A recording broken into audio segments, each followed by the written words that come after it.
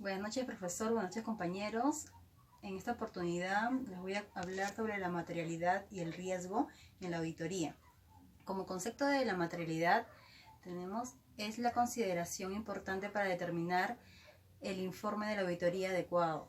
Asimismo, es la magnitud de una omisión o error de información contable. La materialidad tiene 5 pasos. Uno es establecer criterios preliminares sobre la materialidad. Número 2, asignar juicios preliminares.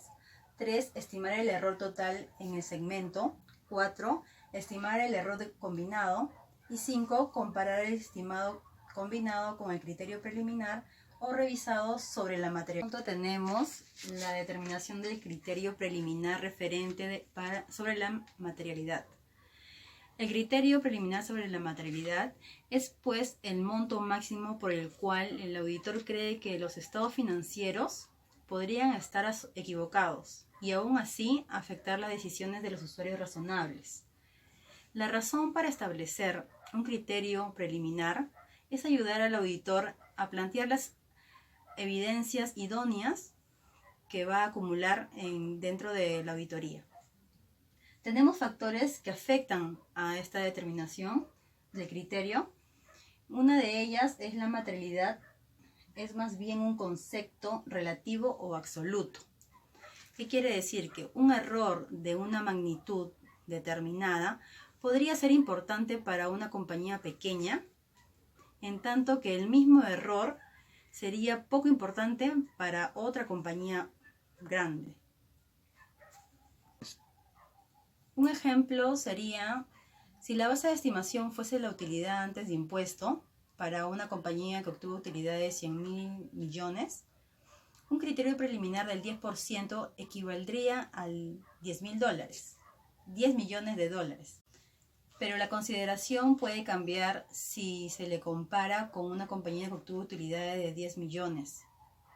¿No? En este caso, un error importante no solo debería ser igual o superior a 10 millones. Otro factor, se necesitan bases para evaluar la materialidad. La utilidad neta antes de impuesto es la base más usada para decidir la materialidad o importancia de la información financiera. Otras bases que se utilizan son las ventas netas, utilidades brutas, activos totales. Los auditores deben establecer una base primaria de materialidad para los estados financieros y unas bases secundarias que les permitan evaluar posibles errores en activos y pasivos circulantes y capital contable. Algunos despachos utilizan una base primaria diferente debido a que las utilidades netas fluctúan de forma considerable de año en año. En cuanto a los factores cualitativos, también afectan la materialidad. Es otro factor, ¿no?, que afecta a este criterio. ¿Qué quiere decir? Que los valores asociados o fraudes consideran más significativos que los valores de la misma cantidad, asociada a los errores intencionales. Asimismo, los errores de menor cuantía pueden ser significativos si sus consecuencias afectan compromisos contractuales. Los errores que se considerarían inmateriales pueden ser significativos si afectan una tendencia en las ganancias. El segundo paso es el uso del criterio preliminar referente a la materialidad para segmentos, que es el error tolerable. En ellas tenemos asignar el criterio preliminar sobre la materialidad a segmentos. Es necesario porque las evidencias se acumulan por segmentos y no para todos los estados financieros. Si los auditores tienen un criterio preliminar sobre la materialidad para cada caso de segmentos, esto les ayudará a decidir qué evidencias acumular en cada auditoría. Cuando los auditores asignan el criterio preliminar de materialidad a los balances de cuentas, La materialidad asignada a cualquier balance de cuentas se como error tolerable.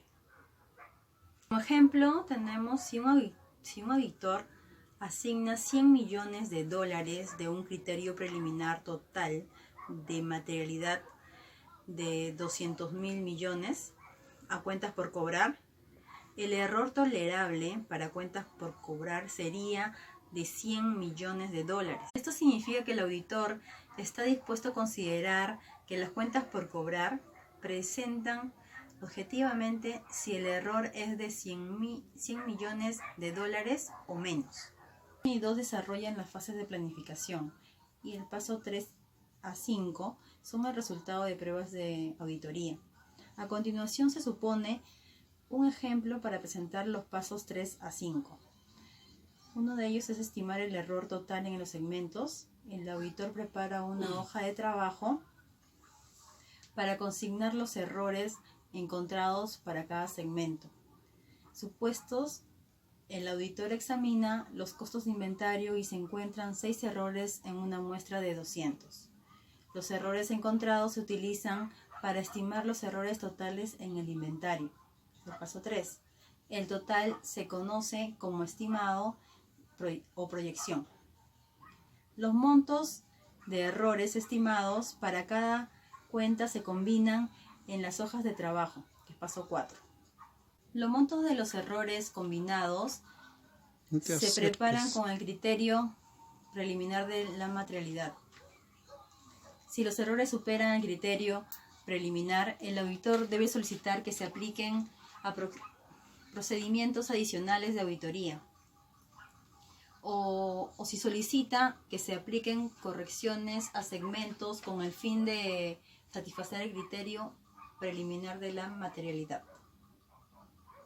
Como segundo punto tenemos el riesgo. El riesgo de auditoría es aquel que existe en todo momento, por lo cual genera la posibilidad de que un auditor emita una información errada por el hecho de no haber detectado errores o faltas significativas que podrían modificar por completo la opinión dada en un informe. Tenemos los tipos de riesgo. El riesgo planeado de detección. Este tipo de riesgo es directamente relacionado con los procedimientos de auditoría. Se trata de la no detección de las existencias de errores en el proceso realizado. En el punto 2 tenemos el control de riesgo inherente. Este tiene que ver con la actividad económica de las empresas, independientemente de los sistemas de control interno que se estén aplicando. 3. El riesgo de control. Aquí influyen de manera muy importante los sistemas de control interno que estén implementados en la empresa y que en circunstancias lleguen a ser insuficientes o inadecuadas para la aplicación y detección oportuna de irregularidades. Riesgo aceptable de la auditoría. Es una medida de disposición del auditor para acceder a los estados financieros que contienen errores importantes después de que ha terminado la auditoría y que ha emitido una opinión sin salvedades. 3. Evaluación del riesgo aceptable. Los auditores deben decidir el riesgo aceptable de auditoría adecuado, de preferencia durante la planeación de la misma. En primer lugar, los auditores deciden el riesgo del compromiso para modificar el riesgo aceptable de la auditoría. Entonces, el riesgo de compromiso. Este es el riesgo de que el auditor o el despacho de auditoría sufra un daño debido a una relación con el cliente, aunque el informe de auditoría entregado sea el correcto. El riesgo del compromiso está estrechamente relacionado con el cliente.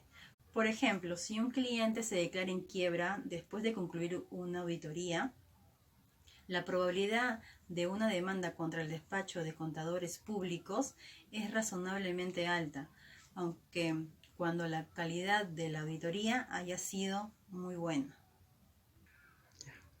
Evaluación de riesgo inherente. La inclusión del riesgo inherente en el modelo de riesgo de auditoría es uno de los conceptos más importantes de esta. Implica que los auditores predicen en dónde son más o menos probables los errores en los segmentos de los estados financieros. El auditor deberá considerar los siguientes factores cuando evalúe el riesgo inherente. Por ejemplo, la naturaleza del negocio del cliente, resultado de la auditoría anteriores, compromiso nuevo contra repetido, partes relacionadas, operaciones no rutinarias, criterios requeridos para registrar correctamente los balances de las cuentas y operaciones y constitución de la población. Bueno, con esto concluyo. Buenas noches.